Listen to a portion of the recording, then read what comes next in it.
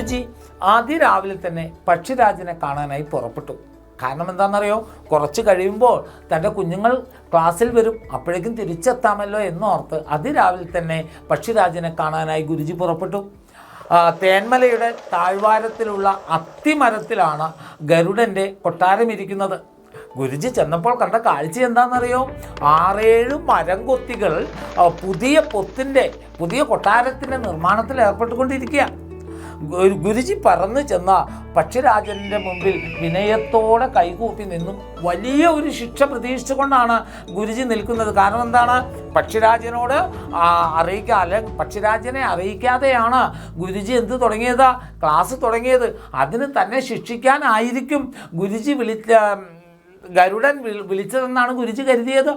എന്നാൽ ഗുരുജിയെ കണ്ടപ്പോൾ തന്നെ പക്ഷിരാജൻ ആദരവോടുകൂടി സൽക്കരിച്ച് മരത്തിൻ്റെ ഏറ്റവും നല്ല കൊമ്പിൽ ഇരുത്തിക്കൊണ്ട് ഗുരുജിയോടായി പറഞ്ഞു, ഗുരുജി, അങ്ങയുടെ ക്ലാസ്സിനെ കുറിച്ച് കാട് മുഴുവൻ നല്ല അഭിപ്രായമാണ്.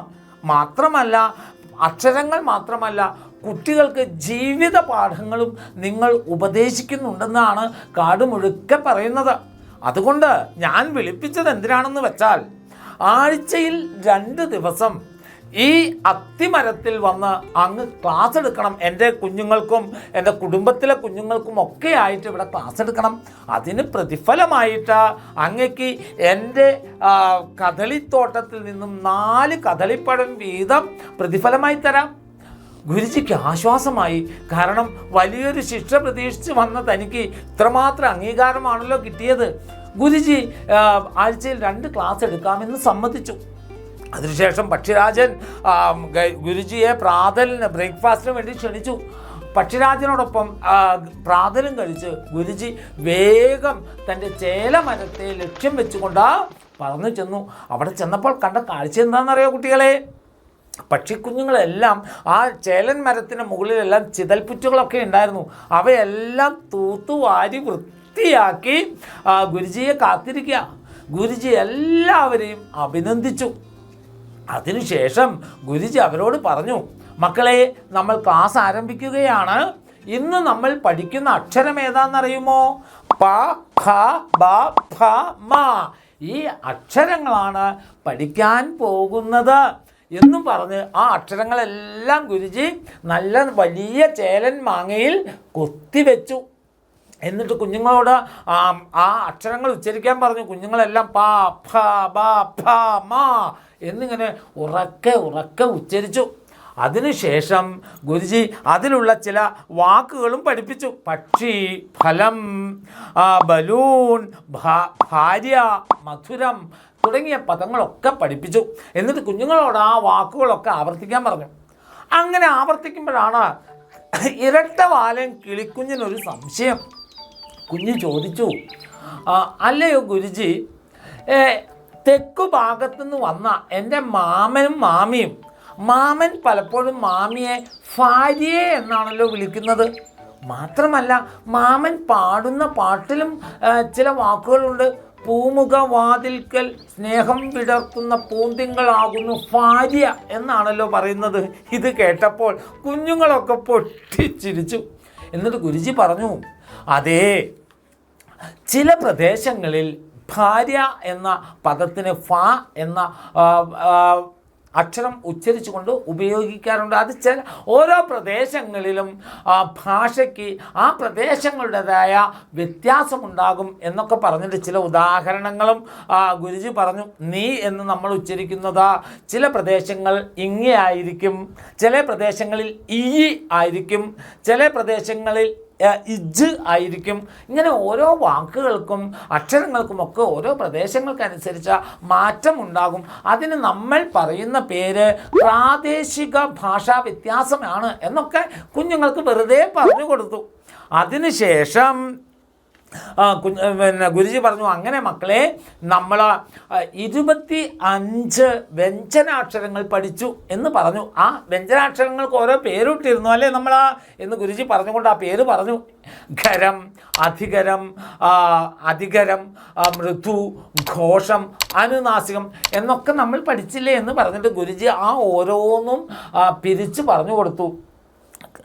ഖരം കചടതപ, അധിഖരം ഖജടതപ, മൃദു ഗജടതപ, ഘോഷം ഖജടതപ, അനുനാസികം നമ. ഇങ്ങനെ 25 വാക്കുകളും പറഞ്ഞു കൊടുത്തതിന് ശേഷം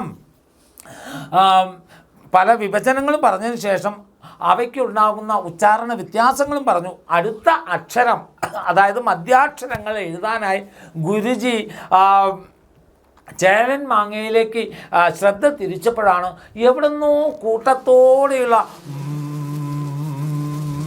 ഇങ്ങനെയുള്ള കൂട്ടത്തോടെയുള്ള ഒരു മൂളൽ ഗുരുജി കേൾക്കുന്നത്. ഗുരുജി ശ്രദ്ധിച്ച് നോക്കി എവിടെ നിന്നാണ്. നോക്കുമ്പോൾ എന്താ കഥ? തേൻ കൊതിച്ചിയായ സൂചിമുഖി പക്ഷി ഒരു തേനീച്ചക്കൂട് കൊത്തി ഇളക്കിയിരിക്കുന്നു.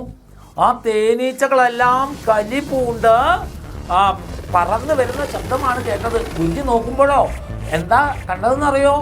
ആ തേനീച്ചക്കൂട്ടമെല്ലാം ചേലമരത്തിനെ ലക്ഷ്യം വെച്ചുകൊണ്ട് പാലെടുക്കുന്ന കാഴ്ചയാണ് കണ്ടത്.